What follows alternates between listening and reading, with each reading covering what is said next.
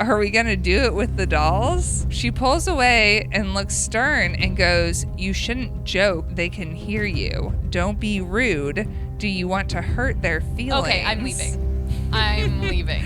She goes, some of the girls like to watch, but some of them like to play. Nightmare told me she wants to play with you.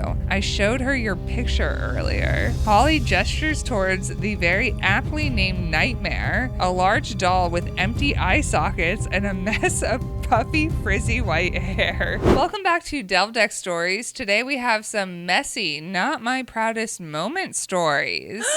Gasp, how dirty. Our first story is from Mark, and it's what's something you tried once that you never want to try again from the original deck. I tried to pretend I was into a girl's fetish that I actually found horrifying. Okay.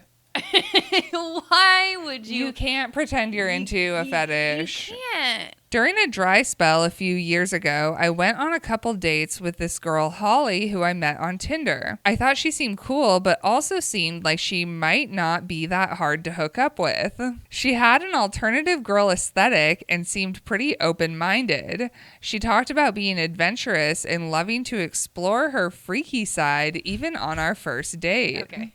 On our second date, she was the one who started talking about sex and asking if I had any fetishes or fantasies.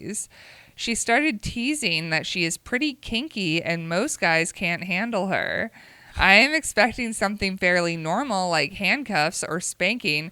I feel like if she's like, most guys can't handle me, and you're like, should know it's what? not. A little handcuff play? Sir. Well, okay, but this is what I've noticed about dudes is they really think that like they will be the exception. Oh, absolutely. Every time. So they're like, can't be that bad. I'm a dude. Every man thinks that they are like freakier than every woman. There's a lot of vanilla dudes out there who needs to calm down. But I was so unprepared for what she had in store for me. Oh God, here we go. She was extremely flirty all evening and teasing me about how she wasn't sure I could match her freak. I was like, I am very kinky. I can be into anything. This was a lie. I am in fact not that kinky. That's why you thought handcuffs were kinky. Fucking prude, Mark. Wow, say you're vanilla. And was way out of my league with Holly, but found this out the hard way. After a few Jack and Cokes and games of pool, Holly goes, all right, prove you're a nasty little freak. I love Holly. Over a pool table, she goes, yeah, Prove you see it. that 8-ball slut? Prove that you're a nasty little freak. I hope she's saying this in front of his friends, too. Yeah. Come back to my apartment with me and we can play. She said it like a dare, so how could I refuse? Oh, I love when men get in over their heads due to Yeah. their own confidence. All the way back to her place, she's like, are you still down if I bring in a third? And you ever done it in front of an audience? All right. Okay. It's a little voyeurism. Yeah. Okay. I'm trying to play it cool because I don't want to blow my chances with this girl, but I do start wondering what she has planned for us and worry a little. I tried to set some boundaries. I told her no blood or animal stuff, and she laughed, saying, oh, that's not my thing. Don't worry. We go to her apartment, and she leads me to her darkened bedroom. She turns on a light, which has a red light bulb in it, making her whole bedroom look murderish and creepy like a horror movie. She's about to turn on, I see red! And she breaks out in a stripper move. But that's not the only issue. Oh? The room is full of mannequins and dolls of all sizes. Some are missing parts. Some are painted up like clowns and monsters. Some are like the more traditional dolls an old lady might have. It's a real carnival spectacle. I start feeling anxious, but Holly is kissing the back of my neck and whispering, I told them you were coming over. They've been waiting for you. No. I don't feel like this is the worst. Okay. I guess we're going to find out. There is still more to this story. Okay, let's right shut up. now, No. at this point, I'm thinking, okay. Weird. But Not my favorite thing, but I can go through with it. I tried to play it off like, oh, haha, what? Are we going to do it with the dolls? She pulls away and looks stern and goes, "You shouldn't joke, Marcus. They can hear you. Don't be rude. Do you want to hurt their feelings?" Okay, I'm leaving. I'm leaving. They are haunted. She did leaving. a curse on them. Also, I'm like, I feel like she just stumbled into Medusa's garden and he's looking at all her she past definitely is giving like conquests. murder vibes, which is unfortunate. Realizing she is serious and my options are either go home alone and unsatisfied or play along, I decide to proceed, thinking, how much weirder can this get? I feel like anytime you think that, a lot weirder. A lot weirder. Especially like with things like this, I'm like, okay, this is the first time you're hooking up with someone. She's brought you into a room with dolls and said, they've been waiting for you. Yes. It can and this get is weirder. The first time. They're f***ing. This isn't like, oh, we've been together for a few months and now I want to show you my thing. This is first time. Maybe this is what she meant about doing it in front of an audience. Oh no, is it going to get weirder? I am not excited about doing it in a doll room, but I could close my eyes and ignore them. I stuttered out an apology for being rude and asked her if this was the audience she was referring to. She goes, "Some of the girls like to watch, but some of them like to play. Nightmare told me she wants to play with you. I showed her your picture earlier." Holly gestures towards the very aptly named Nightmare, a large doll with empty eye sockets and a mess of puffy, frizzy white hair. She tells me to get undressed, and then she starts using Nightmare like a puppet. No. Me want penis. That's how it is. Yum, yum, yum, yum, yum, yum, yum. Yum, yum, yum, yum, She yum, drops yum, a yum. dot. Show me your wiener. Show me. Rubbing the doll's hands all over me and using a deep, low, growly voice for Nightmare's dirty talk. Okay, so she's like, she has really nailed her ventriloquism game, and it's like the voice is coming from the doll. She's a circus performer. Again, I want to hang out with Holly. Oh, you'd never be bored around Holly. Even though its mouth doesn't move. I try to compliment her act, but she snaps at me to direct my compliments to Nightmare and pretend Holly isn't even there. Oh, whoa. Hold on. He's like, you're so good at ventriloquism. She's Not me. I don't exist. Holly is no longer here. You're with Nightmare now. At this point, I am not even sure I can perform. I'm thinking maybe eventually she will set the doll aside and the two of us can just get down to it, but I am also considering bailing because this is not my kind of thing. I'm trying to tune out the doll's dirty talk because Holly is doing a weird voice while fondling me with the doll hands, which is making it really hard to stay in the mood. Holly climbs on top of me and whispers, "You do me, then Nightmare does you, okay?" What does that mean? I was like, what do you mean does me? Holly laughs at this and says, "Come on, weren't you listening to her? She told you she's a top and that she wants you." Oh, thank you. That really cleared it up. I know. I'm like, is Nightmare a sex doll? Is he Marcus about to get pegged? I know. I'm like, does Nightmare have a strap on? I think this is most likely the case. The other thing I was thinking, I was like, she's got these empty eye holes. Oh my God. I had not been listening to Nightmare's dirty talk all that closely, but didn't want to admit this to Holly. As much as I wanted to proceed, now I had the threat of Nightmare, the demon doll, doing me, hanging over my head, and I felt like it was time to tap out. This girl is way too freaky for me, and I needed to escape. I wiggled out from under Holly and was like, "I don't think this is my scene. I'm really sorry. It was nice meeting everyone, but I gotta get going." Not everyone. That's Yeah, funny. I mean, it is nice for him to, you have to say, "Nightmare, very nice to meet you," because Thank otherwise you. Nightmare follows you home. Yeah. Holly gets pouty and goes, "But you said you were into anything. This isn't that weird. Why did you even come here? You said you were kinky." Well, Holly, you can't spring things like this on somebody on the first hookup. There was like not enough, like you need consent, enthusiastic consent every step of the way. Nightmare, you need to learn consent. Nightmare. This is a big learning Nightmare, moment even for though you. you're a demon doll. If you want your eye holes, Nightmare, you're gonna have to ask. Yeah, ask nicely, Nightmare. I apologized again and said that I didn't realize this is what she wanted. As I pulled my clothes back on, she turned her attention back to the dolls and was telling them the next one would be better. I backed out of there, leaving her talking to the dolls, and blocked her number as soon as I got outside.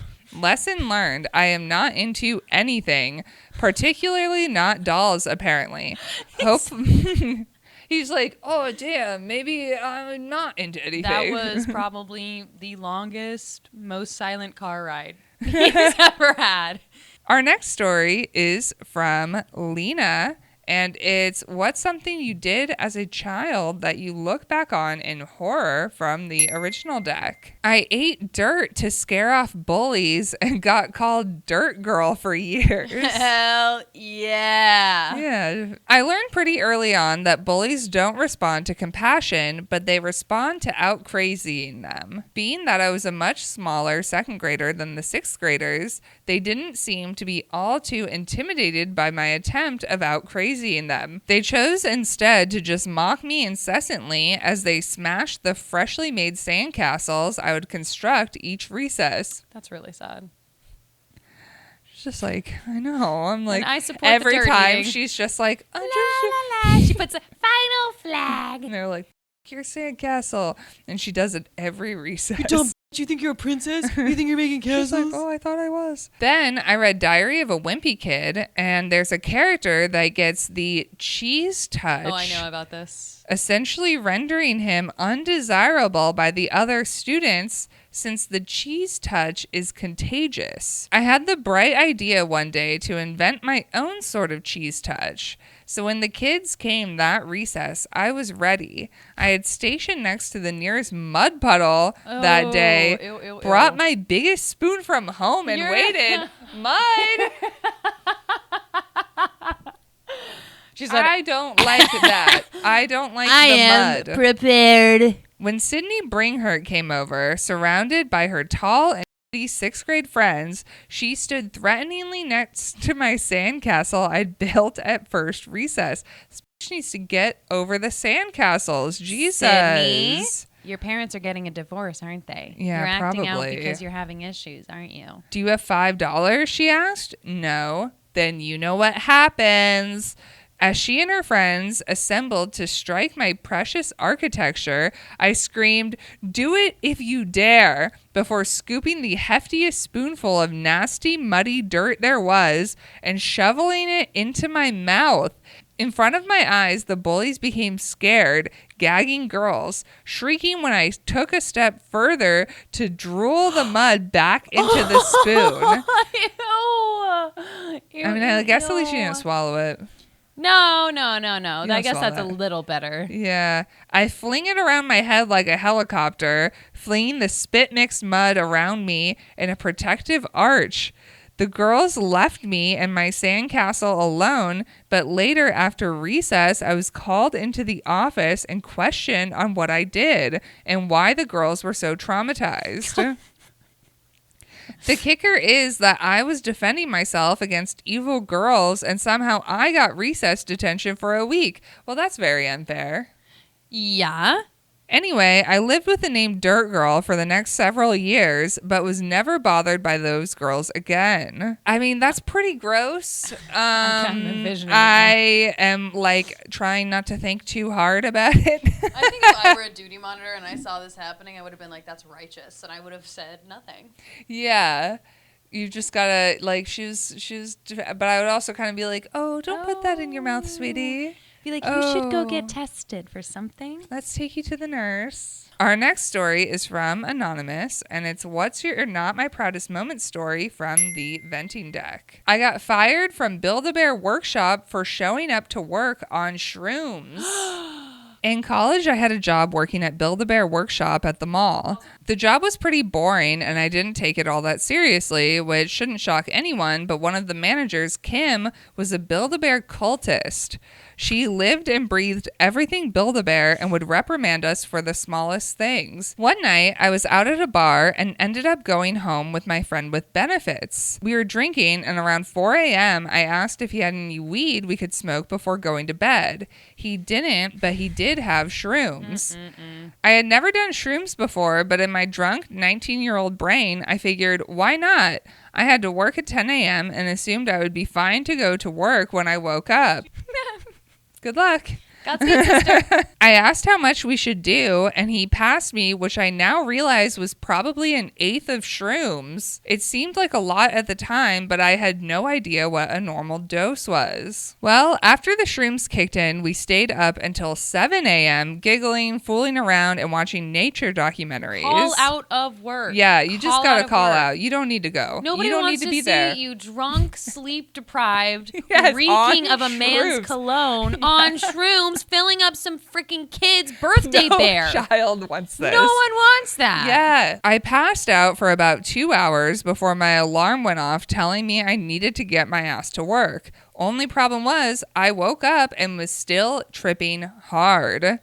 I couldn't drive and I was already running late, so I stumbled back to my apartment, which was luckily only a few blocks away from his, and changed into my uniform. Then I somehow got myself on the bus and hoped I would come back down before I got to work. By the time I got into the mall, I was already half an hour late. The mall lights were insane. It was already crowded, and the sounds and smells were overwhelming me. I'm like Oh my overstimulated God. and stressed for this person. Yeah. I would have turned around and gone home. You gotta Because you just- think it's going to get better you once don't you even get have to call in. Just At don't that point, come. yeah. Just don't. But my higher self just kept saying, get your ass to Build-A-Bear and get through this day. No, that's not your higher self. That's a bad part of you. That is Satan lying to you. I walked in the store to the sound of children screaming and Kim's knowing stare at the register. I tried to avoid her eyes, clocked in, checked the schedule, and went to my post at one of the stuffing machines. I was sitting there, staring at the cotton fluff, which seemed to be breathing, when I heard the first child approach. I'm just imagining, like, face pressed up against the stuffing, just like...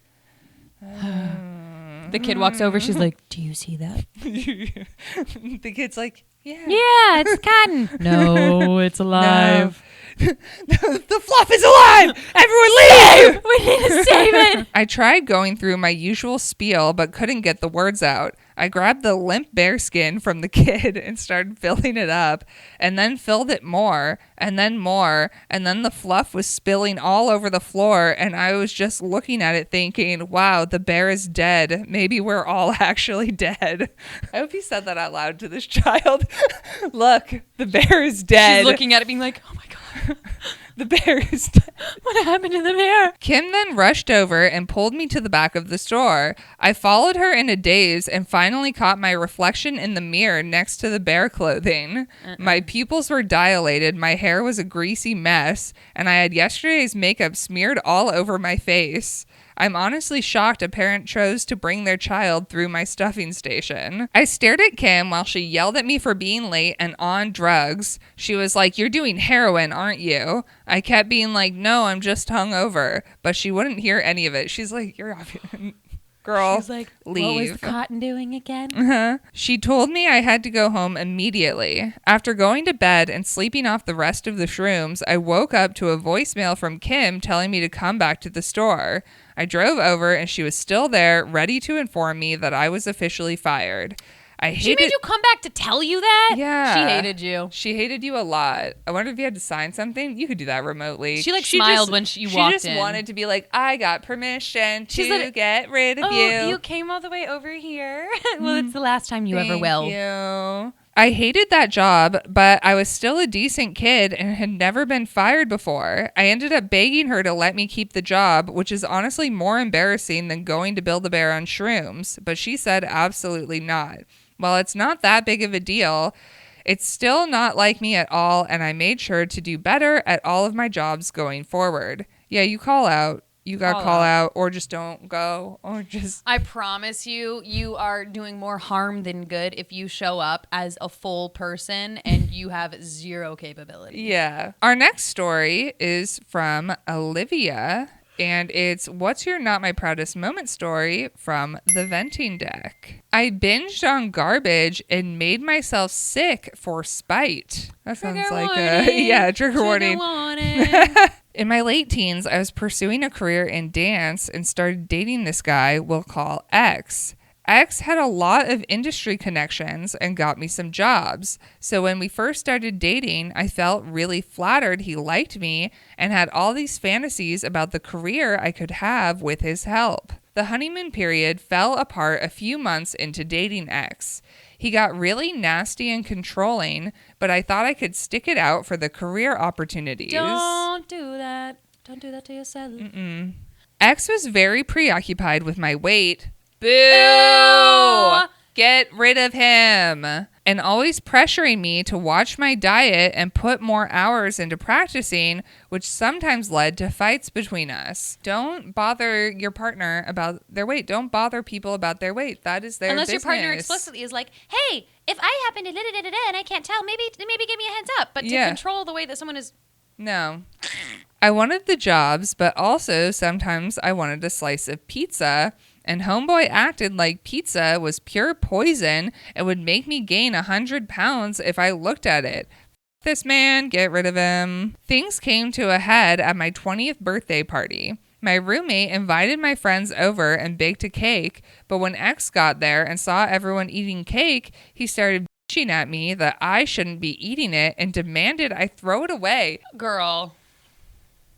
Throw him in traffic. Did none of your friends have anything to say to... I guarantee you people in your life knew this was happening. I was pissed off, but didn't want a big scene in front of my friends, so I threw out the slice of cake to shut him up, knowing we were about to go out to dinner anyway, and expected I would just eat there. We get to this restaurant. It's super nice, and there's a prefix menu, so I think I'm going to be in for some amazing meal. Nope, X called ahead and ordered a plain grilled chicken breast and a soup that was just clear broth. What the fuck? What is this restaurant? When the server brought me the broth, I was like, what is this? And the server informed me someone in my party had told them I had allergies and requested a separate menu for me. I was staring daggers at X, knowing this was his doing. I tried to hold it together for dinner, but got tipsy on the one glass of champagne I drank since I hadn't eaten all day and rarely drank anyway. The booze loosened my inhibition, so when the server brought me the chicken, I told him there was a miscommunication and that I can have what everyone else is eating. Good. When X sees this, he goes, "We need to talk outside." I was all, "No, we do not." I made a big show of eating the regular food the server brought me to taunt X. I was like, this is so good, and kept licking my lips and winking at him, knowing it was pissing him off. He glared at me all through dinner. Then I got into another glass of champagne, leaving me full on drunk and salty. Good for you. As you should. It's your birthday. Yeah. As soon as we walked outside, X was like, "Why did you do that? I am trying to help you. No one is going to hire a fat dancer." Him. My friends overheard and were coming to my defense and yelling back at X. Finally. Thank Sorry, God. Sorry, were you guys sleeping the whole night? Yeah. Yelling back at X like, "She's not fat. You're just an asshole." X goes, "You need to decide if you want a career or not because you aren't making good choices for your career." It was one night, sir. I snapped back with cursing him out and telling him to go to hell and started stomping back to my apartment because I'd had enough. When I got inside, I made a beeline for the trash can and dug out my discarded slice of cake from earlier in the night and started sloppily finishing it. X was calling me, but I did not pick up. Instead, I took selfies of me shoveling cake into my mouth and texted them to him with "you" in all caps. I looked fantastically ghoulish with frosting and crumbs all over my face. I started rifling through the cabinets looking for more things to consume so I could send X more pictures of me eating things that would make him mad. I found a bottle of wine and started drinking that from the bottle. I was gonna say, I bet she's sobered up by now, but nope. No. I found a box of cake mix and tore into that like a drunk raccoon, shoveling fistfuls of the mix into my face and taking selfies and sending them to him. I only made it about a fourth of the way through the cake mix before I had to give up because I felt too sick to continue. But I still sent X pics of the mayhem I'd unleashed on my apartment, along with more cursing him out. X kept trying to call me, so after I sent my final text, which just read, "We are done, don't talk to me ever again," I blocked his number and passed out shortly thereafter. I woke up the next day with a raging hangover, but also a total peace with the thought of never seeing X again, and was probably less embarrassed about my antics the night before than I should have been. I got a greasy, carby breakfast to soak up my hangover and was positively gleeful at the thought of how much X would hate that. X tried to get a hold of me a few more times, but I ignored him until he went away. As you should, queen. Never dated another guy in the industry ever again after that. Do you think the roommate and the friends made the cake just to annoy the boyfriend? I don't know.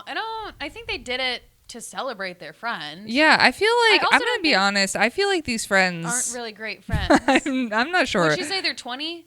Yeah. So they're striking me as like, because like college friends like go above and beyond for people they don't actually care about just to say that they did. And also I'm like, well, if it doesn't sound like she was forthcoming with her friends about True. They may not have known I don't so think much. they did know until they saw it. And that's probably why at dinner it took them a while to speak up. Our next story is from Mallory, and it's What's Your Not My Proudest Moment story from the venting deck. I slept with a guy for a free laptop. A girl's gotta do what a girl's gotta do.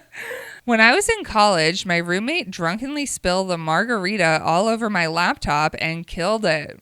Neither of us had the money to replace it, so I was stuck borrowing hers or going to the library while we tried to save money.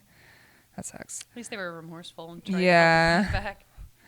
Then I went out to the bars with said roommate, and she was flirting with some guy hard. And as a good and loyal wing woman, I chatted with his friend. I learned his name was Travis. He had a giant tattoo of a naked woman on his forearm, and his personality left something to be desired. I was trying to be friendly, but he seemed insistent on trying to nag me. Well, I wasn't having it, so I flipped it around. What's with that tattoo? I asked. Pretty hot, huh? He said, smirking. I wanted to vomit on his face. Instead, I said, I guess, do you plan on never having a job or what? Of course, he got defensive. I have a really high-paying job already. Oh, yeah? Oh, okay. Mm-hmm. Oh, yeah? What is it? I'm a genius at the Apple store. He put an annoying emphasis on genius as if that was supposed to impress me. I've known geniuses at the Apple bar doing lines of Coke before fixing a iPod. Right? Yeah. You guys just know format. Oh, really? Well, if you're such a genius, could you fix my laptop my friend spilled the margarita on? He, of course, says no, but then follows with, but I could get you a new one. This piqued my interest, and I asked what he meant, emphasizing that I wasn't trying to buy a laptop from him to boost his numbers or whatever. You wouldn't have to pay for it, he grinned. Now I was very interested and asked how that was possible. He told me not to worry about it. Girl, you know.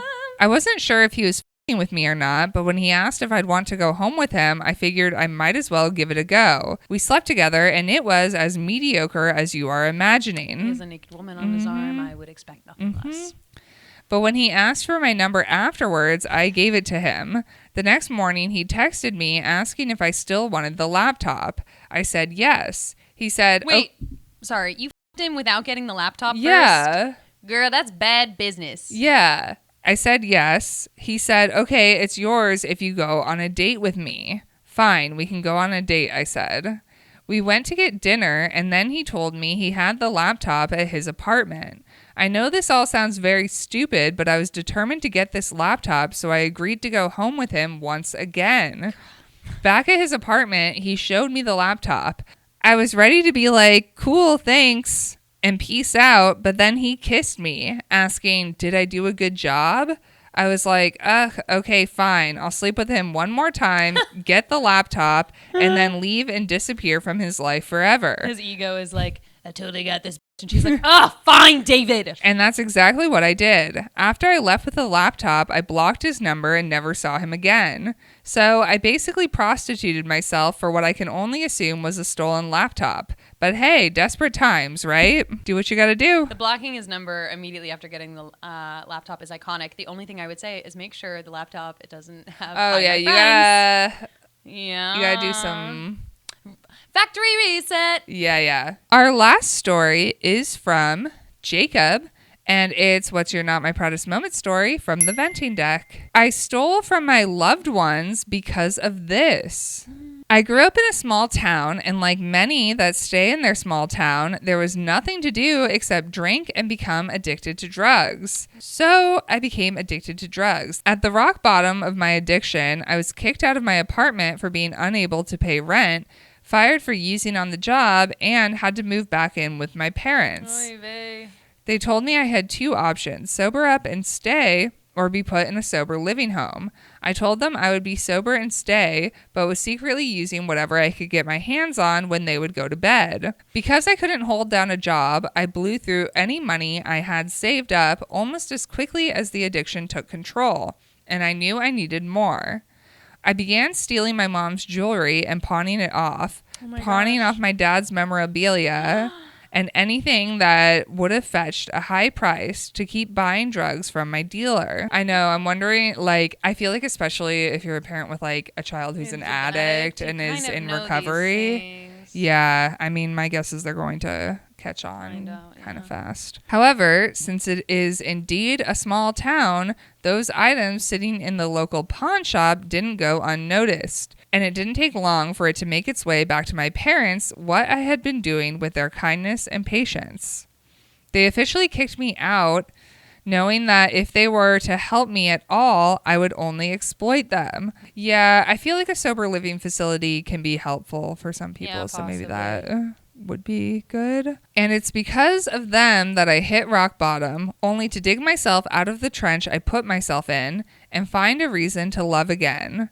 I paid back every cent I ever stole, and I moved away from my small town. I am now back in school and pursuing something bigger than myself, but I wouldn't be here today without my parents' sacrifice and strength. Yeah, I think unfortunately, like, that's so hard, and it really sucks. It sucks having to hit rock bottom to figure things out, but sometimes that really is what it takes, unfortunately. I feel it's a canon. I mean, I wouldn't say addiction's a canon event, but like every single person reaches a moment where they're like, it really cannot get worse than this. Yeah. And then the only thing to do is to get yourself out of it. Right. Which, applause to you for getting yourself out of it. A lot of people don't. That is it for Delve Deck Stories. If you like these stories, you can like, subscribe, and check out some of our other videos. And if you have a story that you would like to share with us, you can go to share.delvedeck.com and we might read it on an episode.